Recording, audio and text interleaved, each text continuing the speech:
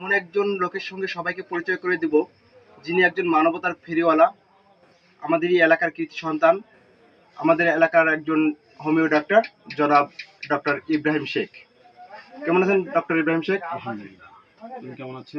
জি, আমিও ভালো আছি। ডক্টর, আপনি কি দর্শকদের উদ্দেশ্যে বলবেন আপনার শিক্ষাগত যোগ্যতা কি?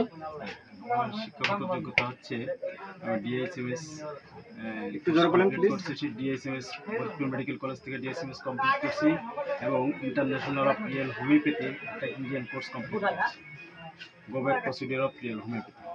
Very good.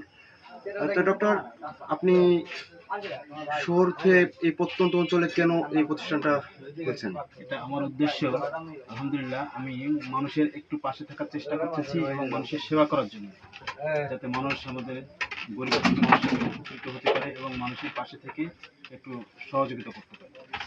আলহামদুলিল্লাহ, আপনার কথা শুনে খুব ভালো লাগলো। তো আপনার ভবিষ্যৎ পরিকল্পনা কি? আমার ভবিষ্যৎ পরিকল্পনা হচ্ছে যে আমি এলাকায় থাকবো ইনশাল্লাহ, আশা করছি, এবং মানুষের পাশে থেকে প্রতি মাসে মাসে একটা ফ্রি ক্যাম্পের ব্যবস্থা করব এবং গরিব মানুষকে প্রতি মাসে মাসে যাতে একটা ফ্রি সেবা নিতে পারে সে ব্যবস্থা করব, এই আশা আছে ইনশাল্লাহ। আপনি যে মেডিসিনগুলো আনেন, মেডিসিনগুলো একটু দেখি আমরা।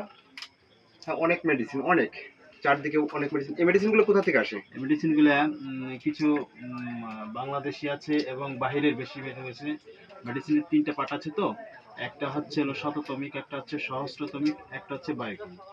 তো আমার এখানে বেশিরভাগই আছে সহস্রতমিকের, 50,000 সহস্রতমিকের, যেটা হচ্ছে মানুষের সূক্ষ্ম থেকে সূক্ষ্ম মাত্রায় কাজ করে। আচ্ছা, আপনি কি কি রোগের চিকিৎসা দিয়ে থাকেন এখানে? আসলে হোমিওপ্যাথিতে একটা মানুষের কোনো রোগের চিকিৎসা করে না, একটা হচ্ছে হলো রোগীর চিকিৎসা করে, হিউম্যান বডির চিকিৎসা করে।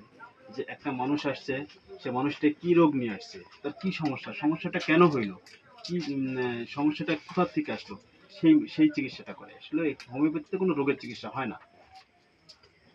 থ্যাংক ইউ ডক্টর, আপনার মূল্যবান সময় দেওয়ার জন্য। Thank you.